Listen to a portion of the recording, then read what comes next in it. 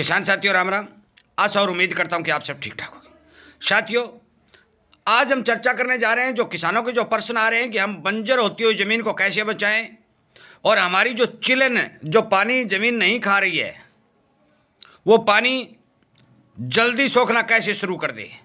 क्योंकि किसानों के सामने भारी भरकम समस्या ये आ रही है कि या तो ज़मीन पूरा उत्पादन नहीं दे रही है और कुछ एरिया के अंदर पानी जब लगा देते हैं तो वो पानी संपूर्ण रूप से ज़मीन नहीं सोखती है।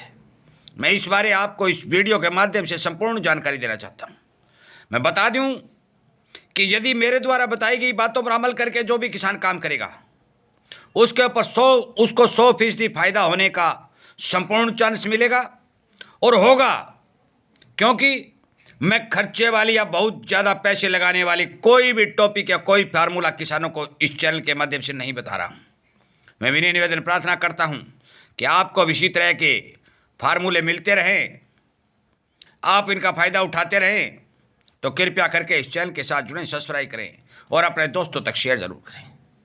साथियों, मैं बता देना चाहता हूँ कि सबसे पहले हमें विचार करना होगा कि हमारी ज़मीन बंजर क्यों हो रही है, हमारी ज़मीन पानी क्यों नहीं खा रही है।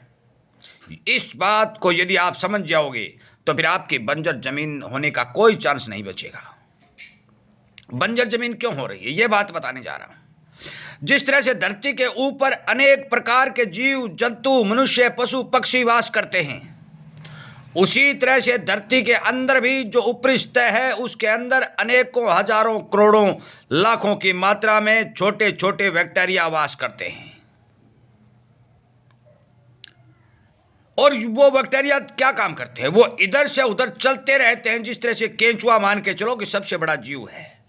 अनेक प्रकार के जीव जंतु जमीनों में रहते हैं, बहुत सूक्ष्म होते हैं जिन्हें हम नंगी आंखों से नहीं देख सकते। वो काम क्या करते हैं, वो सबसे बड़ा किसान की मदद करने का काम करते हैं, धरती की उपजाऊ शक्ति बढ़ाने का काम करते हैं। और जिस जमीनों के अंदर ज़्यादा सख्त जमीन है, क्योंकि मैं एक वीडियो पहले बनाकर बता चुका हूं कि मिट्टी 3 प्रकार की होती है।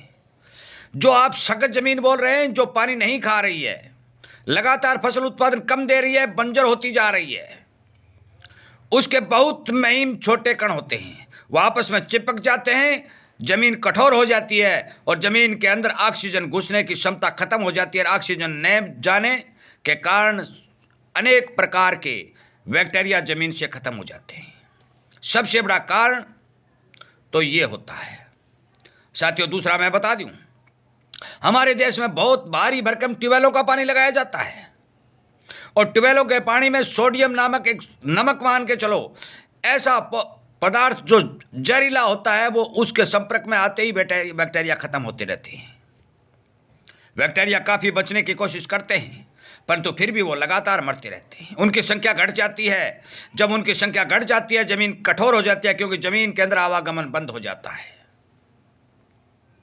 तो मैं ये फार्मूला बताने जा रहा हूं कि जो बैक्टीरिया हमारे मर रहे हैं, जो जमीनें बंजर होती जा रही हैं और जो पानी नहीं सोख रही है, उनको बचाने के तरीके क्या हैं।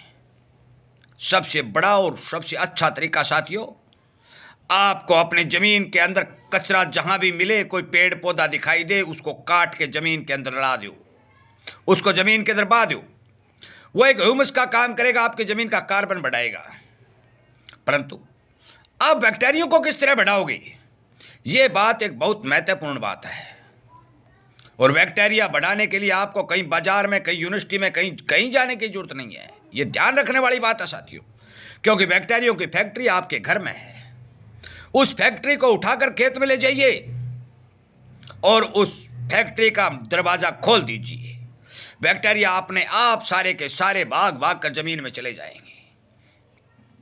बरसात के समय में या पानी लगाते समय यदि आप वो फैक्ट्री का दरवाज़ा अपने खेत में ले जाकर खोल देते हैं तो लाखों करोड़ों और अरबों की संख्या में बैक्टीरिया उस फैक्ट्री से निकल कर आपकी ज़मीन में चले जाएंगे और ज़मीन में जाने के बाद ज़मीन में आवागमन शुरू करेंगे, ज़मीन के ऊपरी सतह को मुलायम बनाएंगे और उसके अंदर ऑक्सीजन जाएगी, जिसके कारण लगातार उनकी वृद्धि होती रहेगी। क्योंकि आपने जो कचरा ज़मीन के अंदर दिया है वो ह्यूमस का काम करेगा, कार्बन का काम करेगा और बैक्टीरिया बढ़ते रहेंगे, आपकी ज़मीन की उपजाऊ शक्ति बढ़ती रहेगी। जब ज़मीन ऊपर से मुलायम होगी तो पानी अंदर जाता रहेगा, अंदर जाता रहेगा, बंजर जमीन उपजाऊ बनती रहेगी।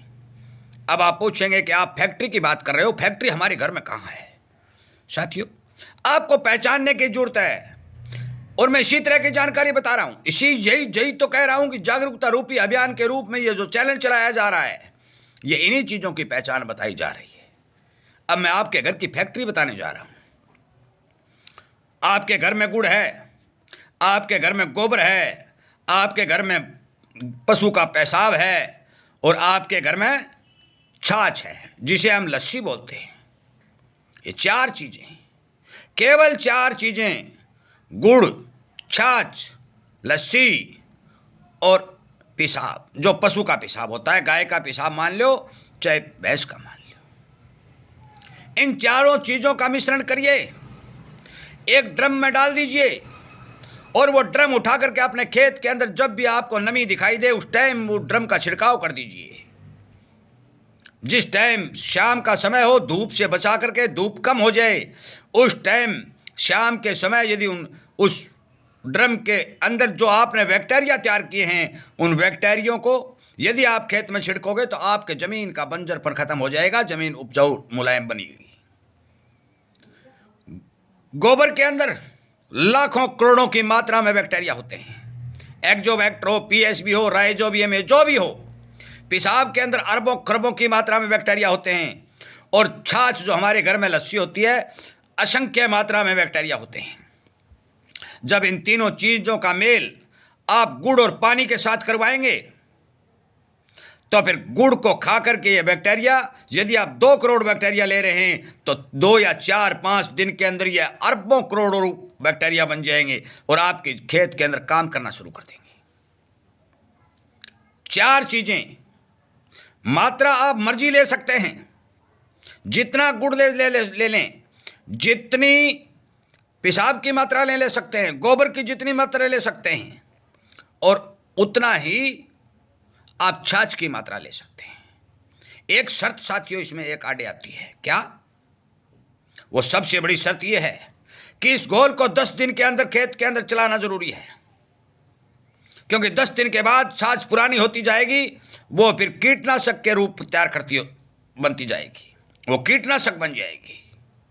इसलिए गुड़, छाछ, गोबर और पेशाब, पानी, 5 चीजों का मिश्रण, 1 ड्रम बनाइए, 2 ड्रम बनाइए, 4 ड्रम बनाइए, 10 ड्रम बनाइए, जितना मर्जी बनाइए, अपने खेत में चलाइए।